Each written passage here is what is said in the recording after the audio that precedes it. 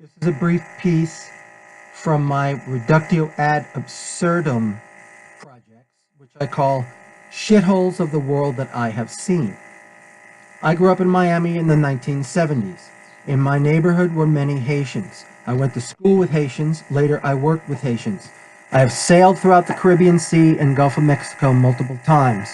I have visited many nations throughout, including Belize, Cuba, Jamaica, the Bahamas, and Haiti.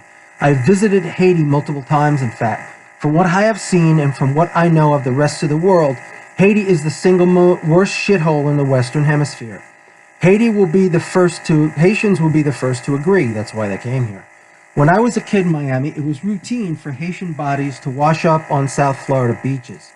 Sometimes many bodies would wash up in a single day. One thing all had in common, besides being dead, was that they were all Haitian bodies. This was occurring because Haitians were so desperate to leave their shithole country and try to find a better life in our country that they would take rowboats designed to seat 20 passengers and load 50 or 60 Haitians onto them or more. Most of the boats didn't make it. Many more did make it to Miami shores alive. The problem for Miami was so immense that the police had a standing rule about how to dispense with these thousands of newcomers. The police rule was if any Haitian immigrant got at least 1 foot on dry land, 1 foot on dry sand, they had temporary status and were taken to Immigration and Naturalization Service offices, so a decision could be made about their future in the United States, or not.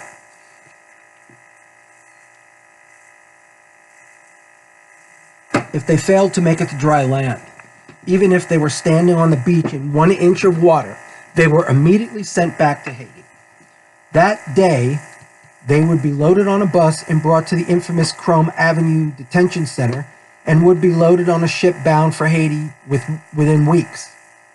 Usually they would try again and again until they were either quick enough to get their feet in the sand or unlucky enough to wash up in the sand dead. The Haitians I worked with in the late 70s and early 80s were some of the nicest, sweetest, most hardworking people I knew at that time. These were first-generation Haitian immigrants. The second-generation Haitians had a tough time. They survived, but barely, and with a hard struggle. But they barely survived, and did it without criminal activities. The third generation, which is the generation that we're witnessing now, the third generation of Haitian immigrants has just come of age, we're not so lucky. This third generation of Haitians in Little Haiti, Palm Beach, and throughout South Florida are some of the most violent sociopathic criminals in the entire country. Many of the most violent street gangs dealing in drugs and whatever else are Haitian street gangs in Miami or South Florida, such as the infamous contemporary gangs such Zopounds and Top Six, and many others. The reality is more than most Americans can bear to hear or know, but nonetheless it is reality. People who come from Haiti and sub-Saharan African countries are primitive tribal people, and they cannot function in modern post-industrial societies like ours, even with lots of special help. They practice voodoo religion and ritual. They are victim to magical thinking and other psychopathological and cognitive depravity qualities and values.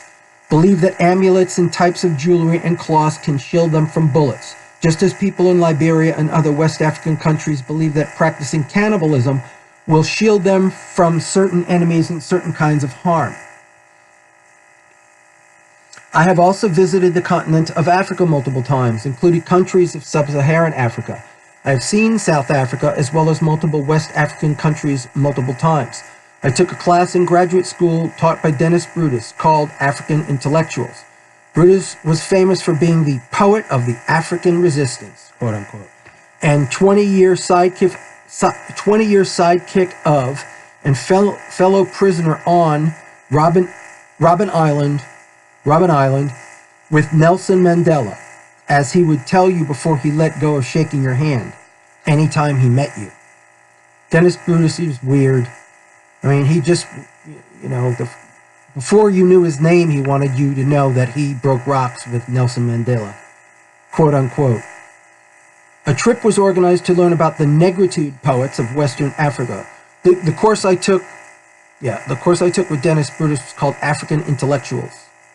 But in the course, we didn't really study African intellectuals at all. We studied Dennis Brutus as an intellectual, and his political ideas and thoughts. A trip was organized to learn about the Negritude poets of Western Africa.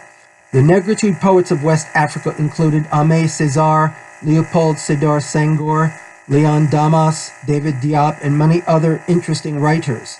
In pursuit of this knowledge and other interests, the trip was scheduled for a student group tour or visit to 7 countries, including Senegal, Gambia, Guinea-Bissau, the Ivory Coast, Ghana, Liberia, and Sierra Leone, were canceled at the last minute due to political concerns. Despite the fact that some of these nations produced quality poets in their past, the Negritude poets all were from West African countries that at one time were ruled by the French. So they spoke French. Many of them went back to France and were educated in Europe, in France. And that's how they learned Western verse techniques and Western literature. Despite the fact that some of these nations produced quality poets in their past, and despite the fact that China, Germany, Russia, and many other European powers have been pouring money into most nations of sub-Saharan Africa to get their greasy hands on all of those juicy natural resources buried in the dirt of these countries, it was my unfortunate experience to notice at the same time that the 5 countries I visited were the only nations that I have seen with my own eyes that were worse shitholes than Haiti. So get fucking real. Thank you for your time.